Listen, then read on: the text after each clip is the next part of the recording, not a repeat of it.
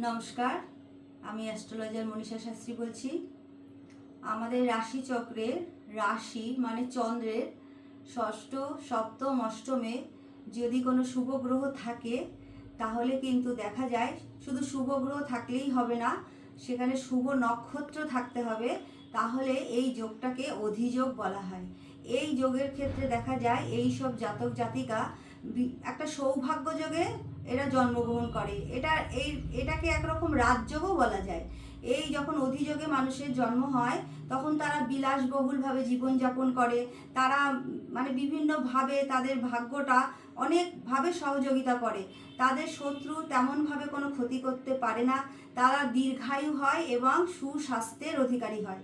অনেক সময় আমরা যে দেখি যে কোনো মানুষকে ধরুন আপনি কোনো কাজের জন্য অনেক টাকা দিয়েছেন, সেই টাকা কোনো কাজের জন্যই দিয়েছেন বা কোনো সময় তাকে আপনি ধার দিয়েছেন, সেটা আপনাকে যখন রিটার্ন দেওয়ার সময় হয় বা কোনো কাজের জন্য আপনি টাকা দিয়েছেন, সেই টাকাটা দেখলেন হঠাৎ করে আপনার ক্ষেত্রে চিট হয়ে গেল, মানে আপনি প্রতারণার শিকার হলেন। কিন্তু অধিযোগের যারা জাতক জাতিকা আছে এরা কিন্তু ভীষণ মার্জিত, ভীষণ বিশ্বাসী আর ভীষণ রুচিসম্পন্ন মানুষ হন।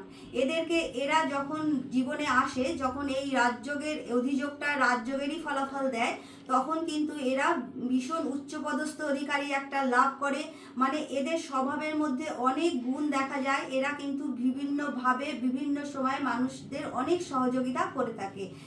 সেখানে ধরুন চন্দ্রের ষষ্ঠ, সপ্তম, অষ্টমে শুভ গ্রহ তো থাকতেই হবে, কিন্তু শুভ গ্রহের সাথে শুভ নক্ষত্রটাও থাকতে হবে। বৃহস্পতির পাশে যখন ধরুন বৃহস্পতি কারুর চন্দ্রের সপ্তমে রইল, সেখানে কিন্তু রাহুর নক্ষত্র চলে আসলে হবে না, নক্ষত্রটাও দেখতে হবে। তা এই অধিযোগের জাতক জাতিকারা অনেক সময় কিন্তু নিজেদের কোনো সময় মানে ভুল পথে পরিচালিত করতে পারে যদি ভুল মানুষের সঙ্গ এরা পায়। কিন্তু এদের ভাগ্যটা এতটাই ভালো হয় যে এরা সমস্ত কিছু প্রতিকূলতাকে কিন্তু ওভারকাম করে জীবনে সাফল্য পায়। তারপরেও যেটা দেখা যায় চন্দ্রের দ্বিতীয় আর দ্বাদশে যদি শুভ গ্রহ থাকে, আবার শুভ গ্রহ থাকলেই হবে না, সেই শুভ নক্ষত্রে থাকতে হবে।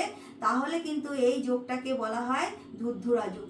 তাই এই যোগে কিন্তু মানুষের একটা মানে সামান্যতম পজিশন থেকে সে কিন্তু তার পরিশ্রমের মাধ্যমে অনেক দূর এগোতে পারে, অনেক সাফল্য তারা জীবনে পায়। এই ধুরধুরা যোগে কিন্তু মানুষের জীবনে একটা এমনভাবে তারা এগিয়ে যায় যে তারা অর্থবান, ধনী, মানে সৌভাগ্যশালী হয়। তারপরেও যেটা দেখা যায় কিন্তু শুভ নক্ষত্র আর শুভ গ্রহ কিন্তু থাকতে হবে চন্দ্রের দ্বিতীয় আর দ্বাদশে।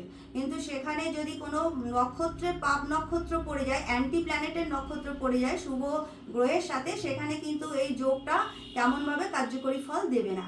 আবার যখন দেখা যায় লগ্নের কেন্দ্র জায়গাগুলো, যেমন লগ্ন, চতুর্থ, সপ্তম আর দশমে শুভ গ্রহ থাকে বা শুভ গ্রহ বা শুভ নক্ষত্রে থাকে, এই যোগটাকে কিন্তু আমরা মানে বলতে পারি চতুর্সার যোগ। তা এই যোগের ক্ষেত্রে কিন্তু দেখা যায় মানুষ বিভিন্ন সময় বিভিন্নভাবে নিজের কর্মের মাধ্যমে জীবনে অনেক দূর এগোতে পারে।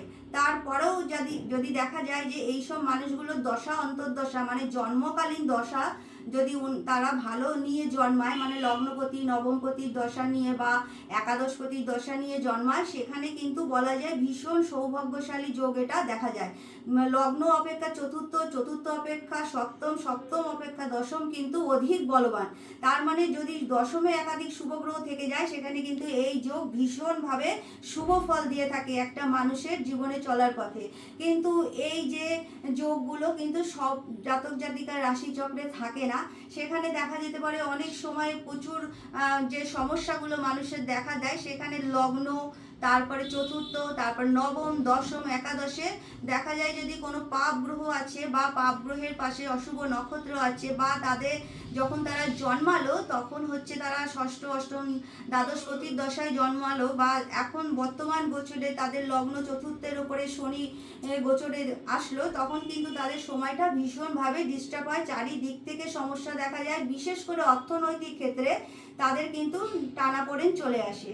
সেই সব ক্ষেত্রে মানে যেসব জাতিকার সময়টা বর্তমান সময় খুবই খারাপ চলছে বা অর্থনৈতিক দিক থেকে খুবই প্রবলেম চলছে, তাদের জন্য আমি একটি মন্ত্র বলছি, ওম শ্রীম শ্রিয়ে নম।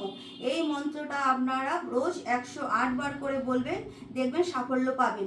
আর এখন তো শ্রাবণ মাস চলছে, এই সময় যদি আপনারা বাড়িতে পারদের শিবলিঙ্গ বা ব্রাজিলিয়ান ক্রিস্টাল বা দক্ষিণাবর্ত শঙ্খ বা কুবেরের মূর্তি যে কোনো একটা জিনিস নিয়ে বাড়িতে স্থাপনা করেন বা তাদের সঠিক নিয়মে পুজো আর্চনা করেন, সেখানেও কিন্তু আপনারা অনেকটাই আর্থিক অনটনের থেকে সুফল পাবেন।